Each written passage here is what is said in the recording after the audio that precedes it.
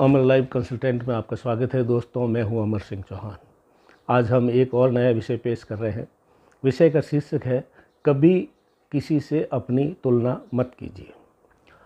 अक्सर युवा लोग, छात्र लोग अक्सर तुलना करते हैं, क्योंकि जब वो पढ़ रहे होते हैं, जब वो जो है अपने नौकरी के लिए कोशिश कर रहे होते हैं, जब वो कोचिंग कर रहे हैं या कुछ भी आगे पढ़ रहे हैं, तो उनको कोई न कोई उसको एक रोल मॉडल समझ लीजिए, या किसी के मैं ऐसा बनूंगा वैसा बनूंगा, इस तरह से होता है। होना भी चाहिए, रोल मॉडल होना चाहिए, मैं रोल मॉडल के विरुद्ध नहीं हूँ, लेकिन नाहक तुलना करना अच्छा नहीं है। क्योंकि शास्त्रों में कहा गया है मुंडे मुंडे मति भिन्ना। ये जो मुंडी है, जितनी मुंडियाँ हैं, जितने लोग हैं दुनिया में, सृष्टि में, हर एक की मति भिन्न है। मतलब अलग अलग जो है उनमें दिमाग होता है, अलग अलग क्षमताएं होती है, अलग अलग विशेषताएं होती है, अलग अलग तरह की क्वालिटी होती है। तो एक व्यक्ति की क्वालिटी दूसरे से बिल्कुल अलग होती है। इसलिए आप ये तुलना कतई मत करें कि मैं वैसा ही बनूंगा। कोई ज़रूरी नहीं आप वैसा बने, आप उससे अच्छा भी बन सकते हैं, दूसरे तरीके से भी बन सकते हैं, और अच्छा करके दिखा सकते हैं। तुलना इसलिए नहीं करनी चाहिए दोस्तों कि हर व्यक्ति के पास में कोई न कोई स्किल है। हम जब तुलना करते हैं तो हम उसके जैसा बनना चाहते हैं, खुद वाली स्किल जो दब जाती है, आपकी खुद की स्किल को और कैसे डेवलप करें ये भूल जाते हैं। तो नकल मत कीजिए किसी। छोटे छोटे दो उदाहरण देता हूँ दोस्तों। पांडव 5 भाई थे, युधिष्ठिर, भीम, अर्जुन, नकुल और सहदेव। पांचों में ही 5 क्वालिटी थी। अगर सभी लोग, चारों भाई युधिष्ठिर जैसा बनना चाहते तो हो सकता है युधिष्ठिर तो नहीं बन जाते, लेकिन और भी किसी काम के नहीं रहते। या अर्जुन बनना चाहते बाकी के 4 भाई, तो हो सकता है अर्जुन तो नहीं बन सकते, लेकिन वो जो बने हुए थे वो भी नहीं हो सकते। इसी तरीके से अलग अलग थे। अब युधिष्ठिर जो सबसे बड़े भाई थे वो धर्मराज युधिष्ठिर थे, धर्म के ज्ञाता थे, सबसे बड़े भी थे, और उनकी ज़बान, उनका वक्तव्य, उनका बोला हुआ शब्द जो है, लोग सत्य के ऊपर तलवार की धार पे चलने के बराबर उनका सत्य था। तो वो सत्य के जो है बहुत ही बड़े समर्थक थे और उसके ऊपर चलने वाले थे। लेकिन जैसे कि आपने देखा, शकुनी के साथ में जुआ खेलने में वो हार गए, क्योंकि वो शकुनी नहीं बन सकते थे, जुआ खेलना नहीं आता था, लेकिन सत्य की चीज़ें आती थी।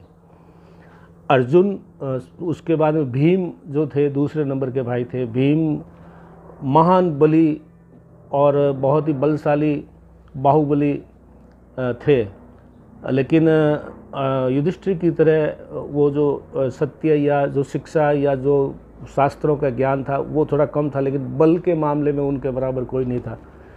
कई हाथियों का बल उनके पास था, तो वो बल था उनके पास।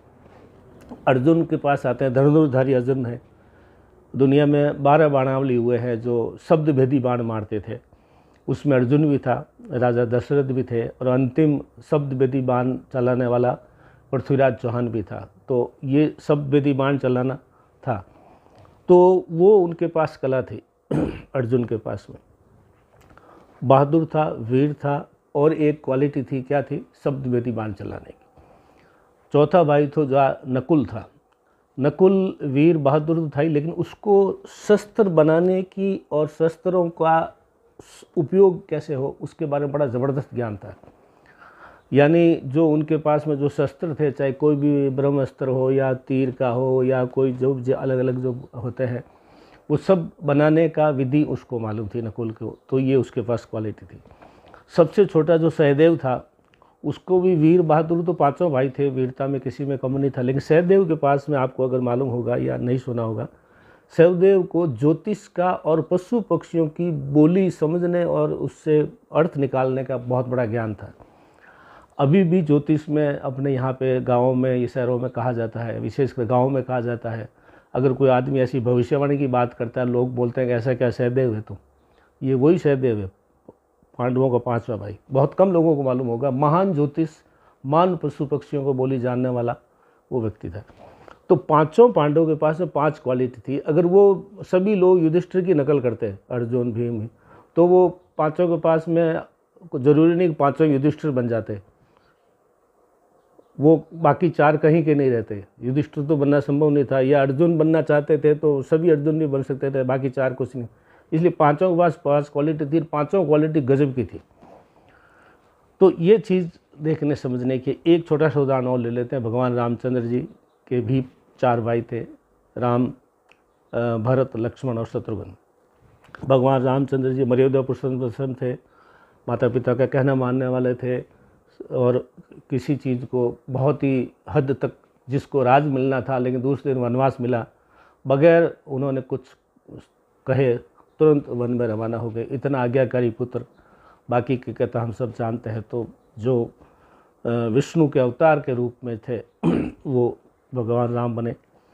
भरत जो था वो उसने षड्यंत्र नहीं किया था, षड्यंत्र के कहीं नहीं किया था। तो राम की मौजूदगी में उसने अपने पे राम के खड़ाऊ सिंहासन पर करके राज किया। इतना आज्ञाकारी और इतना विश्वास पात्र।